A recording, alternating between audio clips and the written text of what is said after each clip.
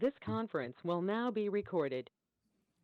Good evening, everyone, and welcome to the City of Warrenville Community Development Committee of the Whole regular meeting on Monday, January 9th, 2023. This is Council's first meeting of the new year, so Happy New Year, everyone. Deputy City Clerk Gravetti, could I please have the roll call? Mayor Brummel? Here. Alderman Ashour? Here. Alderman Berry? Here. Alderman Davalos? Here. Alderman Goodman? Here. Alderman Krischel? Here. Alderman Kruckenberg? Here. Alderman Lockett? Here. Alderman Widener? Here. You have a quorum. Thank you. Now, will everyone please rise and join me in the Pledge of Allegiance? I pledge allegiance to the flag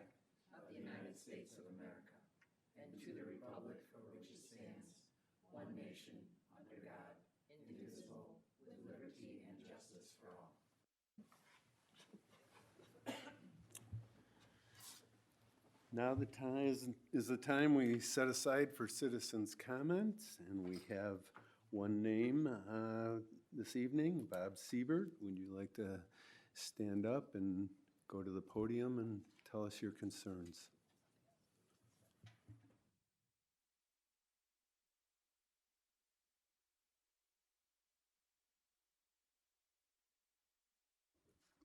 Bob Siebert, Albright Court.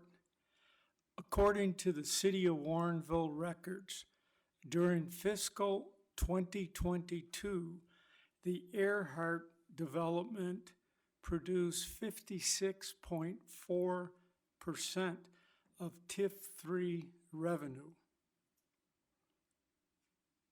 Thus, 43.6% of TIF-3 revenue for fiscal 22 came from properties outside the Earhart development. This dollar amount was about $172,000. These properties outside the Earhart development have been producing TIF-3 revenues since the year 2013. Examples of our house on Ray Street.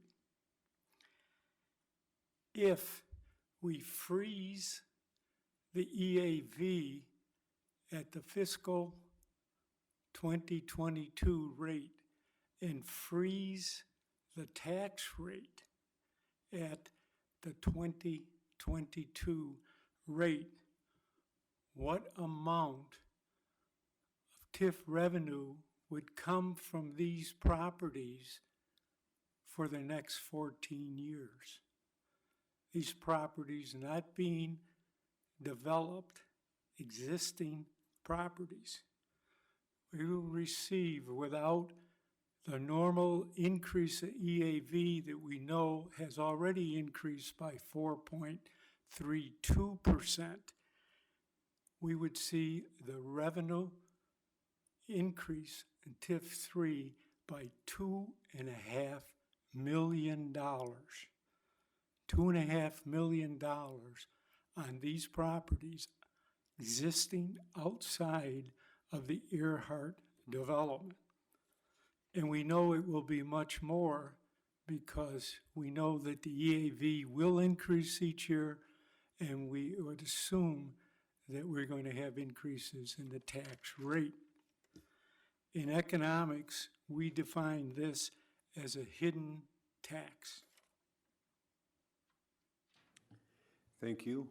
I don't believe we have any other citizens who have signed up for comments. So with that, we'll go to officials and staff members' comments, beginning with Mayor Brummel. Mayor? Thank you, Mr. Chairman. I have nothing this evening. Alderman?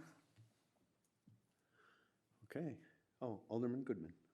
Just wanted to wish everybody a happy new year and thank city staff for all of their hard work in 2022 and looking forward to a great 2023. Thank you. Any comments from the staff, Ms. White? No comments. No? Okay. We'll begin the business of the meeting. The first item to discuss is the consideration to seek focused, no further remediation letter for Old Town redevelopment site number 2. With us tonight is Senior Civil Engineer Christine Hacking, who will introduce this item. Welcome. Thank you very much. Good evening. As the item states, staff is recommending to seek a focused, no further remediation letter for the Old Town redevelopment site, or I'll call it OTRS number 2, for this presentation. We're also recommending an approved IEPA limited area groundwater ordinance that prohibits the installation of potable water supply wells. Some background into the reasoning of why we have these recommendations are as part of the due diligence period when the city was purchasing the property, iron concentrations on the site in the groundwater exceeded the groundwater ingestion criteria for the IEPA. The city's consultant, Terracon, performed a background study and did some additional sampling in the iron concentrations in groundwater on the site and adjacent on the Votels site to see if those satisfied the IEPA concentrations requirements for groundwater. But the efforts for these analyses were unsuccessful, as outlined in the Terracon memo that's provided in the backup for this item. Terracon also presented staff with some options that the city could pursue, and after speaking with Terracon, doing some investigations ourselves with our environmental attorney and other ordinances in the area, staff concluded, had numerous conclusions that are in the memo that I'll just review for your information. So the IEPA regulations do not require the city to address elevated iron concentrations in groundwater on or near the site.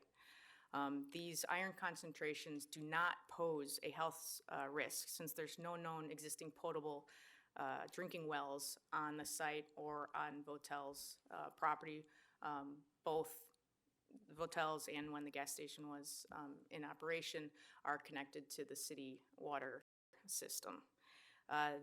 These elevated iron concentrations also do not pose a health risk if the city moves forward with the future public open space amenity as part of the OTRS redevelopment site when it's constructed.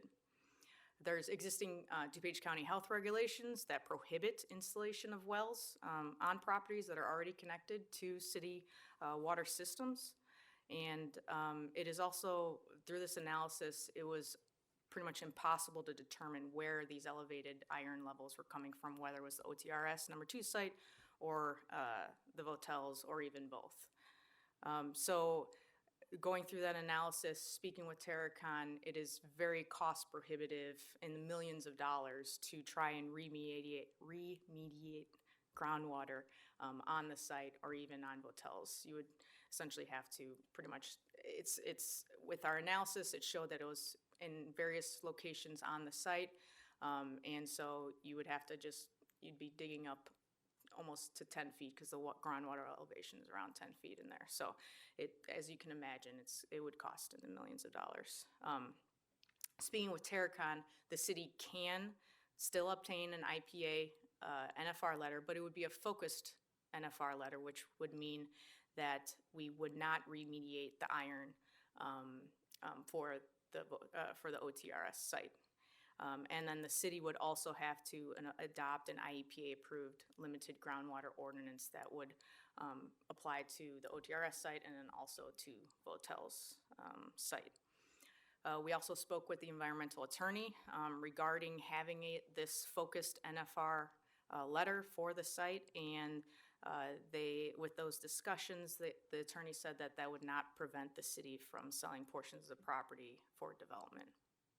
So based upon all these conversations with various subject matter experts, obviously our consultants, the staff's recommendation is to approve a IEPA approved limited area groundwater ordinance that would prohibit the installation of the potable water wells on OTRS site number 2 and the Votel property. Obviously, this would require coordination with the IEPA. We would also provide the ordinance to the Votels for review prior to bringing that ordinance back to the City Council for discussion and approval.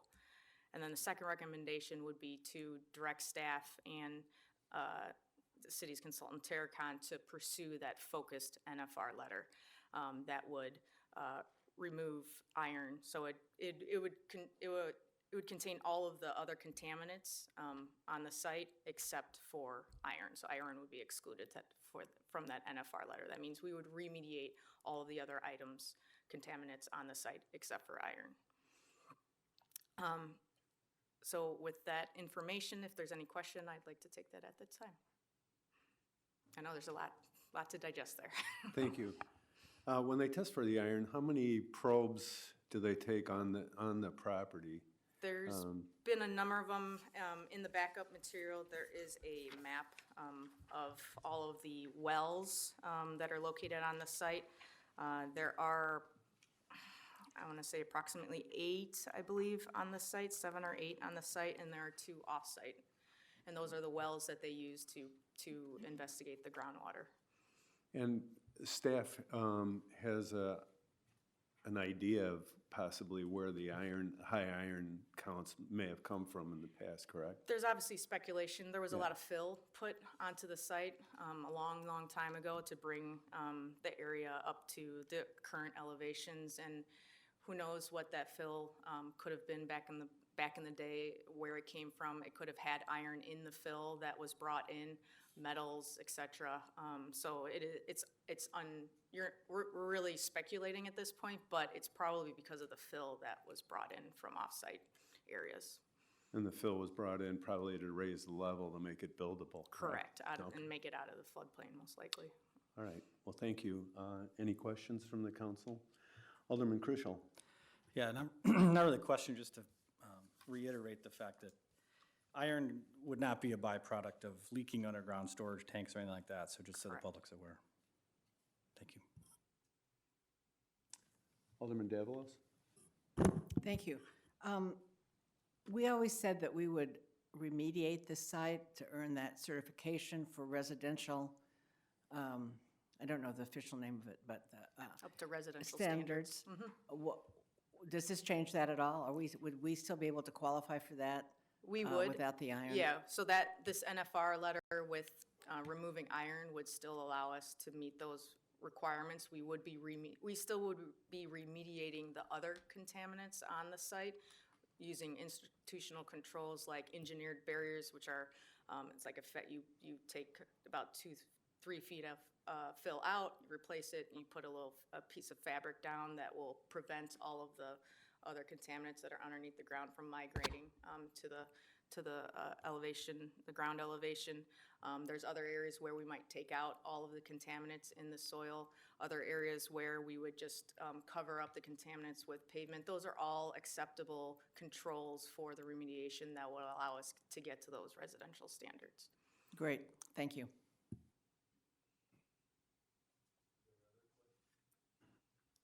Alderman Goodman? Thank you. I have no problems with the actions that you're requesting. I think wells are prohibited already, as you make it clear, so prohibiting them is no issue, and continuing to work toward the eventual sale of this property for future development is reasonable and obviously something that we need to do. But I think the public deserves as much transparency about these contaminants as possible. And I know that our long-term vision for river access, particularly in this part of the community, does involve recreational use. Are there any concerns if you have boating or people accessing the water as kids do? Are there any health concerns that people need to be made aware of? Are we going to end up needing any signage? I mean, we can't completely clean up the contamination. It seems to be what the Terracon letter says. It's cost prohibitive. It's too widespread. Some of it might be coming from places that are not on property controlled by the city. So how can we educate the public about this contamination, and what are the risks that people should know? Right, I think that's a valid point. I think letting the public know it's iron, it's not something else, it's not a petroleum, it's not anything that, that people are typically more concerned about. Iron is naturally occurring. It does actually occur in the river. Part of the background study for the iron did show that there is currently iron. So we got some information from the DuPage River Salt Creek work group. They do a lot of the analysis on the DuPage River for various reasons. Some of it was iron-related. They showed that there are levels of iron in the river as well, like just naturally occurring. So it is a natural occurring source, so I think we need to make sure that the public understands that. And, you know, it's something that, yeah, that we just need to make sure that we're notifying the public when we go through this process and go through the public planning process. We'll get more information from our consultants on how to appropriately disperse that information, work with our communications coordinator, but I think it's a great idea and great to let everyone know and just make sure that it's out there. Okay, But because that we, it's not a major concern to their health. yeah, we don't want to scare people unnecessarily, but we likewise don't want to sweep things under the rug Right. if there are Yep. things that they need to know about. Mhm. Yeah, okay, thank you so much. Thank you. Are there other questions or concerns? If not, would Alderman Lockett? I'd like to make a motion, City Council direct staff to proceed with the OTRS number 2, no further remediation letter, related recommendation and next steps detailed in the January 5th, 2023 staff memorandum. Second? Okay, we have a motion and a second. All those in favor? Oh, Alderman Krokenberg. Should that say, focused, no further remediation letter? Or is it correct as it's printed? I think that. Right, yeah, yeah, you can say focused, because otherwise it's a comprehensive. It doesn't say comprehensive, but yes, being more specific about saying focused, no further remediation, makes sense. Good catch. If the motioner would agree, we would add the word focus to your motion. I agree. And the seconder, would the seconder agree to the same wording? Okay, thank you. All those in favor, say aye. Aye. Opposed? Okay, the motion carries. And the next item is consideration of the adoption of updated building, fire, and electric codes. And with us this evening is Chief Code Official Michelle Lilly, who will present this item. Welcome. Thank you. This item was a fiscal year '23 work plan item. So for the last few months, city staff and fire district staff have been working together to review the existing code amendments and make recommendations for new code amendments for an update to the 2021 International Code Council series of codes. A number of years ago, the city updated their codes to the International Code Council codes. These codes have a 3-year cycle, and it's a good policy and practice to keep updated codes. Makes more efficient, energy efficient buildings and more sustainable, as well as more apt to survive natural disasters should one happen in the area. And these buildings improve the quality and safety of the buildings, and they cost less to own and operate, which increases the overall value of our infrastructure.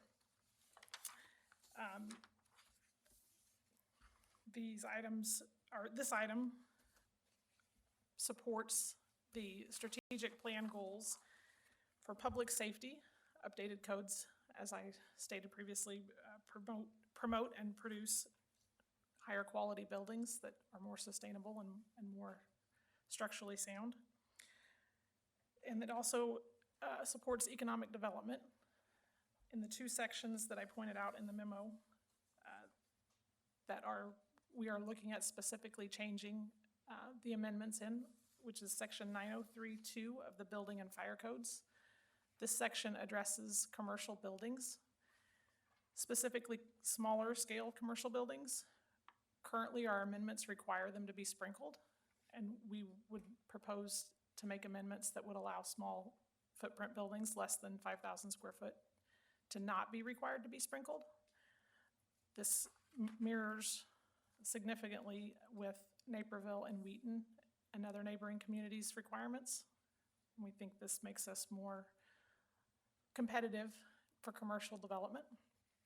The second section that has kind of a significant change is section 313.2 of the residential code. This section, the proposed amendments for this section are to remove the requirement for duplexes to be sprinkled. We are hopeful that this supports the missing middle housing efforts that Warrenville has been pushing for lately.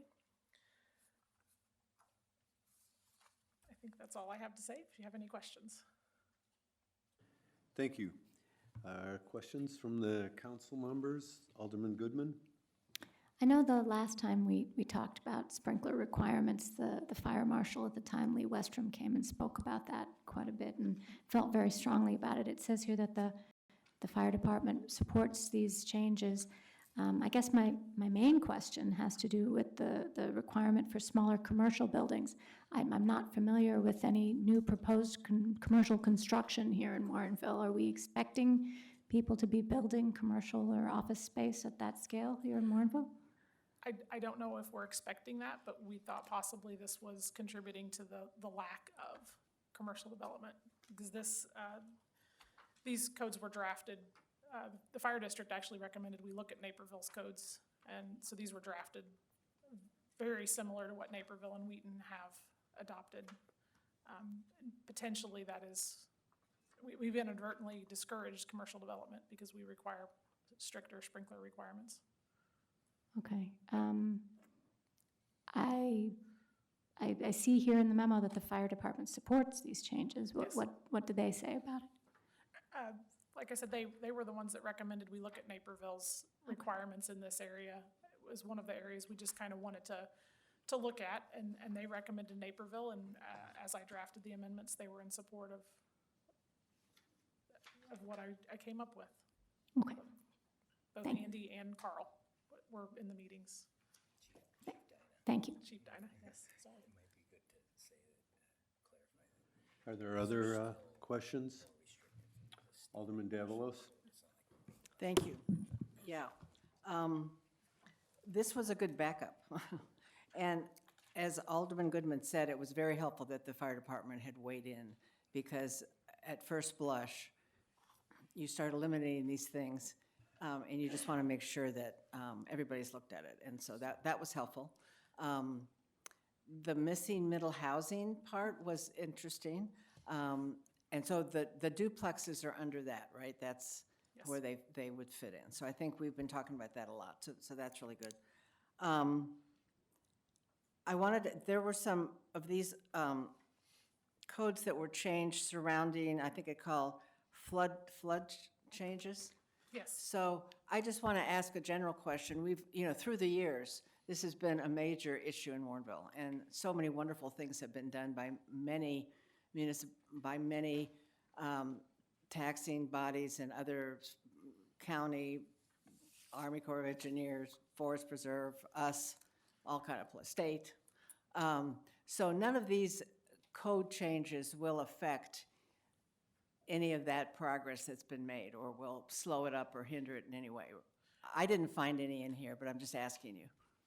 No, specifically on the floodplain items, I consulted with Christine, because she's the administrator for the floodplain ordinance, and made sure they've tracked with that ordinance and were supporting that. Okay. DuPage County ordinance. We didn't want to conflict with that in any way. So the changes in that language were just to reflect, to make sure there was no conflict with that Yeah. ordinance. Okay, great. Yeah, this was just, as I said, had a lot of good information. And then you started throwing words like litigation, help with that, and insurance, and those are all the code words that pay attention. So thank you for the backup. I really appreciate it. Yeah, Thanks. and for the commercial sprinklers, the amendments that are proposed are still more restrictive than the International Code Council prescriptive codes. We are still more restrictive than that, but it would be then very parallel to Naperville and Wheaton and other communities nearby.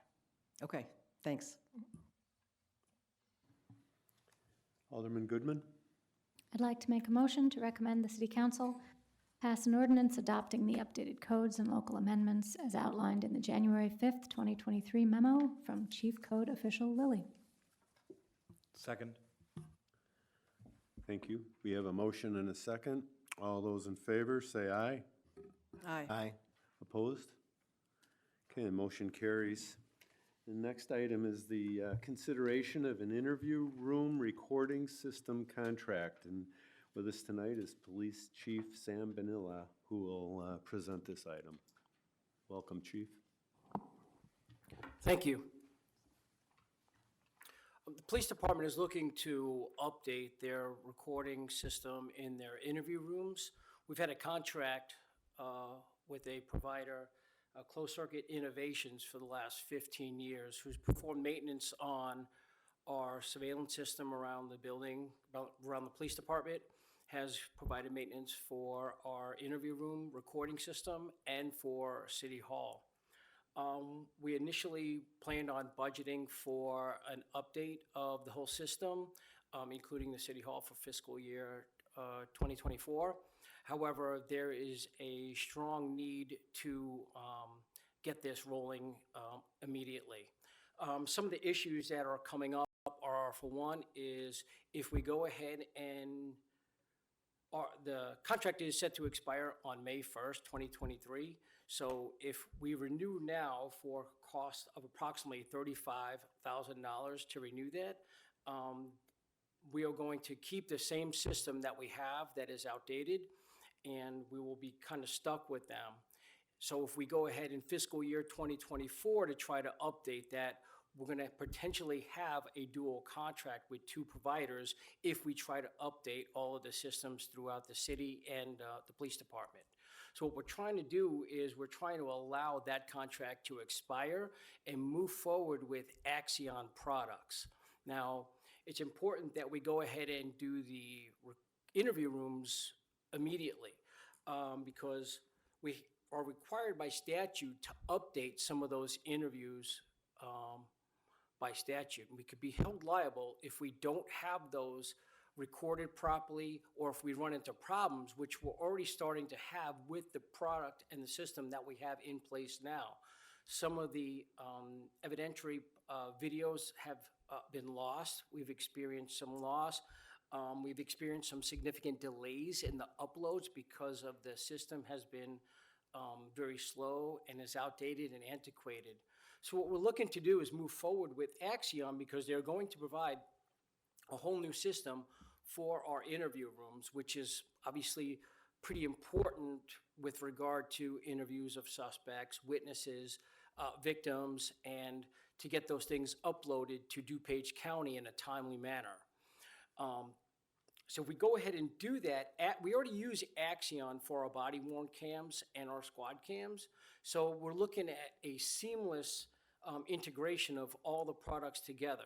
Once we do that, we feel that the system is going to be much smoother, much more reliable, and is going to be just seamless throughout the police department. So we want to go ahead and move forward with doing this so that way we don't end up taking on more cost in the long run by waiting. Some of the other issues that are potentially knocking at our door is that Axion products are scheduled to increase towards the end of January 2023. So we're trying to get in on the pricing as of today rather than waiting on that. Again, as I said earlier, we're trying to avoid a dual contract situation where we're paying for two vendors. There's also a 6-month lead time for these to come in. So we want to get these items ordered right away so that way we can start working on this, get our order in, and they could start working on getting that system updated right away. These are just some of the issues that we're facing, and once we realized this, we felt a strong need to go ahead and start moving forward with this, with Axion right away, instead of waiting till fiscal year 2024. Thank you. And Axon is the preferred choice because you're working with them on, they're the kind of the vendor for the body cameras, and you haven't had issue with them, and they've delivered high quality work. Yes, sir. So we've already had experience with this company already, again, with our body-worn cameras and the squad cameras. So we already know what they're capable of doing, what they're willing to provide. We've also spoken to other police departments that have used full integration with Axion throughout their police departments, and they've been very satisfied with that. And there's no reason to get any other bids from any other vendors that might carry this kind of equipment, just for Well, Axion comparison? is, I'm sorry. Go ahead. Yeah, Axion is the only ones that actually supply what we already have. Okay, So, yeah, we couldn't really get that from anybody else. okay, thanks. Are there questions from the council? Alderman Goodman? Yes, it says you spoke to the references in Downers Grove and Evanston, and that Evanston had good customer service when they had technical trouble. Did they say what the technical trouble was, or what sort of issues they'd had? No, I spoke to Deputy Chief Dawson, who put the report together. He wasn't specific in that. I asked the same thing. He wasn't specific in what kind of problems they had, only because since we've been using them as well, we've also experienced some good customer service from them anytime we've had problems with video footage, with battery life, or video quality, and they've been on it right away. Okay, and Axon prices are set to go up, so we have like a limited time quote that we've already gotten from them? Yes, ma'am. And We're looking at $38,074.14 spread over 5 years. Okay, but it is set at that price if we approve it on the current timeline? Yes, ma'am. Otherwise, it'll increase by the end. They gave us an estimate of probably mid to end January of 2023 that the prices were going to go up. Okay, and just to follow up on one thing that you mentioned, you said some videos have been lost on the current system. Does that affect any ongoing prosecutions or any Fortunately, it did. litigations? Yeah, fortunately, it did not. That they were minor issues that we've had when we lost that video, so it didn't cost us any cases or anything like that we may have lost for losing that video. Okay, that's very good to hear. We were lucky then, I Yeah, guess. that's exactly what it was, pretty much luck at that point. So that's why we feel that this is really important to get moving on this. Do you think that this, since we're now going to have to go to a third-party vendor for City Hall closed-circuit cameras and so on, do you think that this will increase the price of that because we have a smaller contract to bid out that might be less appealing to vendors? Well, no, and we've already spoken to a possible vendor who would be much cheaper than we're already paying now, that would already be familiar with those products, which we would then present in fiscal year 2024 to get the remaining cameras all updated. Okay, and that might be a system that would be interoperable, that we would already know how to use? Yes, ma'am. Mhm. Okay, yeah, that's always good. Technology is complex when you add lots of different systems that don't talk to each other. Exactly right. Thank you very much. Thank you. Alderman Lockett? How do you save the data now? Is that in the cloud? That's kind of where I'm going. We're kind of getting ourselves kind of up to current, I guess, in the technology world, right? Do we save our stuff in the cloud now? We save some of our system in the DuPage. That's one that's working better. Oh, okay, sorry. We're saving some of our stuff in the DuPage County cloud when we're uploading for evidence. Otherwise, most of our stuff that we're saving on servers in-house that we have. Would you still keep those servers or Yes. everything? Okay. Oh, yeah, they would be a great backup for us. It absolutely. would, so that'll create the backup. So, Yes. because kind of what I was reading in here was, this should save money just by the sheer amount of time that it's gonna take. It should be faster, it should be easier, seamless. It should be more seamless, and since it's updated equipment, it'll be a lot quicker. Okay, all right, great, thank you. Alderman Crucial? Thanks. So the cost, the contract, it says, would include the equipment and the setup, and then it doesn't specifically call out the maintenance on those, but that would be included in that cost as well? So this would be included in our initial, for our interview rooms. And then anything extra, we would obviously then budget for fiscal year 2024 for the remaining surveillance cameras for City Hall and for the police department. Okay. Okay, thanks. There are other questions or concerns? Alderman Goodman? Seeing no other questions, I would like to make a motion to recommend the City Council approve a 5-year contract with Axon Enterprise Incorporated for the Axon interview room recording system. Second. We have a motion and a second. All those in favor, say aye. Aye. Opposed? Okay, the motion carries. Thank you for the presentation, Chief. Next item is consideration of the council of sponsorship of the 2023 post-prom event. And Deputy Clerk Gravetti will introduce this item. And also in the audience this evening is Kathy Garazin with Operation Safe Celebration, if you have questions or wanted to address her. Thank you. So the Operation Safe Celebration Committee of Wheaton Warrenville South and Warrenville North High School, they've requested city council sponsorship of the 2023 post-prom events in the amount of $500. The sponsorship is consistent with past council support for the post-prom events since 2001. And I believe the policy, the city council policy is the sponsorship is only limited to $500. So that was the full extent of their request. So if you have any questions, Kathy's here to answer them for you. Thank you. Questions from the council? Alderman Davalos? Yeah, I just have a process sort of question, because I am very big on this event. My husband and I used to volunteer at Wheaton Warrenville South, and it's just so fun, and it's so great for the kids.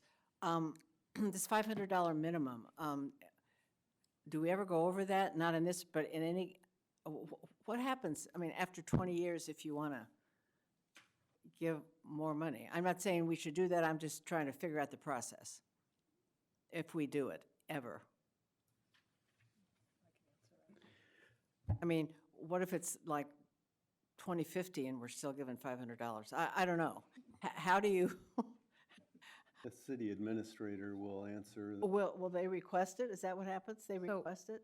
They could. The current policy is limited to $500. Okay, that's what I'm Council wondering. could request that we look at amending the policy to increase the limit, but right now it's a policy that's limited at $500. Okay, so for tonight, we're set, Yes. but it's not in cement necessarily. Well, I mean, the council could, of course, I got it. change it, but yes, Okay, thanks. policy is $500. That's what I wanted to know, thanks.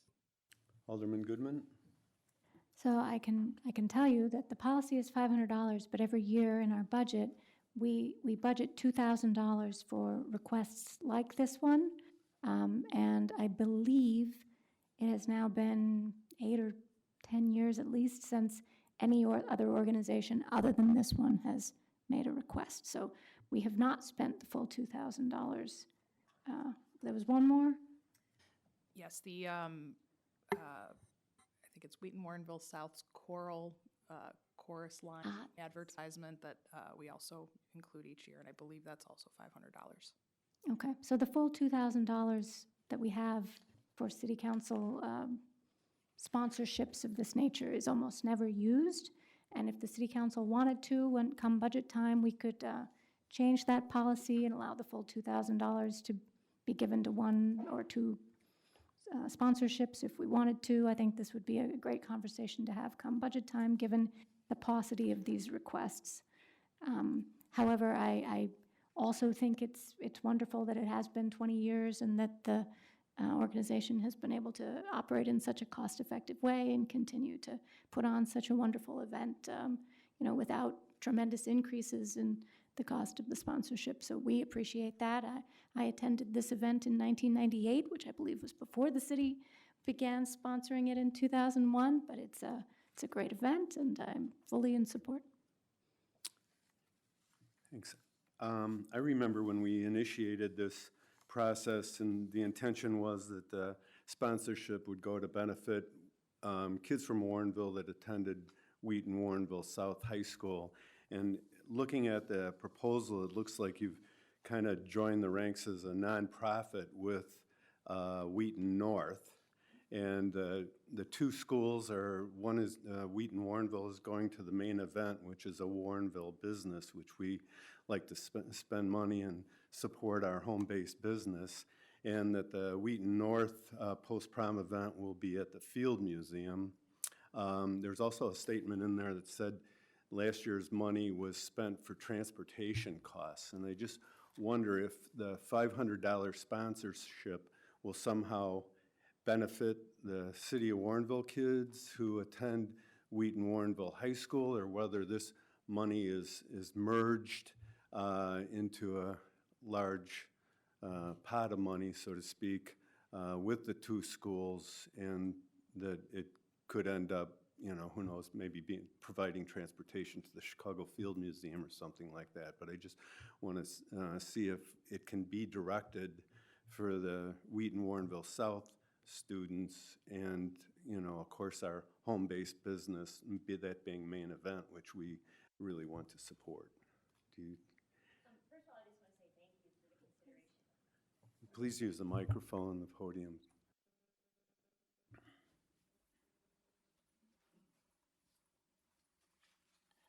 First of all, I just want to say thank you for consideration of this. I know you've done it for many years, but it is a really great event. And to address your question, it is one organization. Operation Safe Celebration is set up to benefit both schools, but by far, every year, the biggest expense is the expense of Main Event. We can specifically allocate this to that expense. We underwrite the cost for all the students. I mean, it costs the students $30 a person, and we pay somewhere between $50 and $55 a person for the event at Main Event. So. Thanks. And I don't know how the rest of the council feels, but if we could direct it to the Wheaton Warrenville South without a problem, that would be, you know, my opinion and my thought on it. But others may have other thoughts or concerns. Just, you know, to be certain that it is directed. And I guess our hope would be too that this city of Carroll, or village of Carroll Stream, and the city of Wheaton would do likewise and provide sponsorship from their council for the schools that are within their geographic zone too. And we are reaching out to other municipalities and townships and all organizations for sponsorships and donations. Great. Alderman Goodman? I believe I had the same question myself 12 years ago when this first came up. It's been, benefiting both schools ever since, and I was told that, it's sort of one pot of money that's spent on, the total costs for all of the kids, and that our costs certainly do not cover all the expenses for the Warrenville students, whether they call it something for Warrenville or not. Our sponsorship only goes so far. Thank you. Are there any other comments or questions? Alderman Lockett. Can I ask what other cities give? We haven't, since I've only been on the board, this is my second year. 2020, obviously, the event didn't happen. 2021, it was held at Wheaton Sports Center, and it was mostly parent donations of gift cards, time, cookies, all kinds of prizes. Last year, we didn't have any outside donations other than the PTAs and the booster clubs. So this is the first year that we are actively seeking, because we're returning to normal, we're actively seeking other donations and sponsorships. Okay, all right, thank you. Mm-hmm.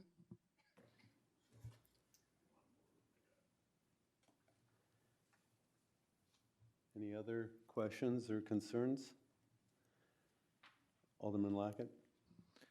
I'd like to make a motion to recommend the city council approve a $500 sponsorship at the 2023 Operation Safe Celebration. Second. Okay, we have a motion and a couple seconds that you can choose from. All those in favor say aye. Aye. Opposed? Okay, the motion carries, and thank you very much for coming in and answering our questions, and good luck with a safe celebration.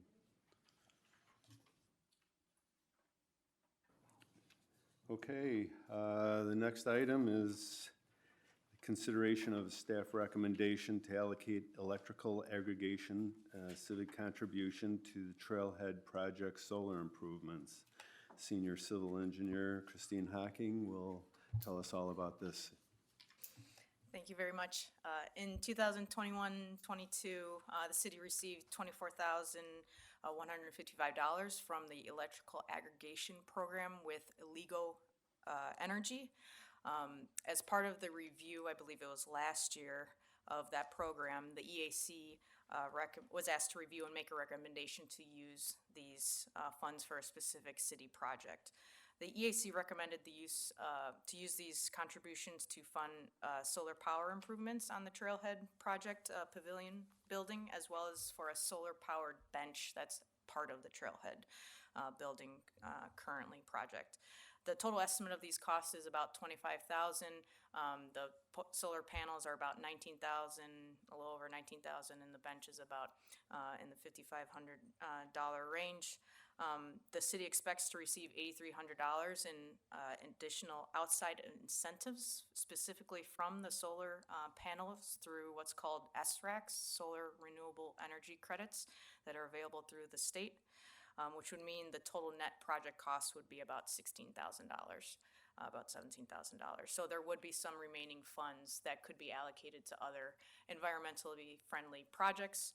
So staff is recommending to allocate these contributions for the Trailhead Building Solar Panel Project, as well as the solar bench as part of that project, and to recommend EAC to suggest other environmentally friendly projects that can be used with the remaining funds.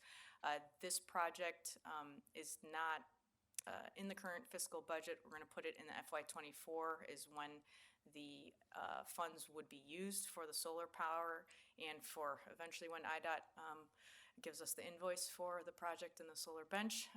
But we want to start looking into an RFP for the solar power panels.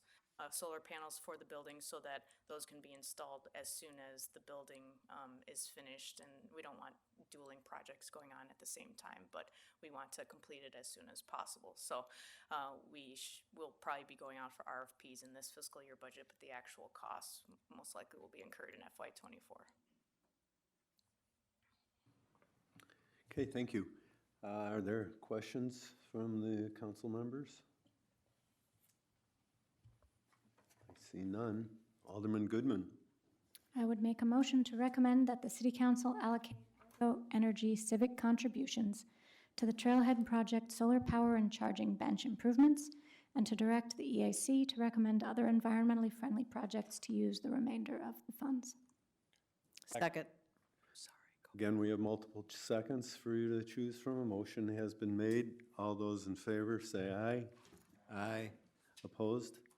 And I'd just like to add that I'm sure past Alderman Wilson would smile down on this idea of bringing solar to the trailhead. He was both a proponent of solar systems and also a big proponent of the trailhead. So thanks for following through. If anybody sees them, let them know that we got solar going on there. So thank you. Our next item is to review and file the Community Development Department fiscal year 2023 work program update. If any council members have questions or thoughts on this, please speak now. Otherwise, we will go ahead and file this. Okay, seeing none, move on to the next item, which is to review and file the retail space vacancy report. And if there's any questions regarding this matter, please speak now. Okay, seeing none, we'll move along to item number 8, to review and file the always excellent bi-monthly code enforcement activity report. And are there any questions? Alderman Lockett? 948 signs were removed from the right-of-way in 1 year. That's incredible. It's like 200 days, working days in a year, and 948 signs. It's like 3 a day, 3.5, 4. Whatever my math, but yeah, it's incredible. Great job. Yeah. Any other comments or questions? If not, we have one minor thing to do this evening, and Alderman Goodman. I move to adjourn. Second. Okay, we have a motion and a second. All those in favor, say aye. Aye. Okay, we're adjourned. Thank you very much, everyone.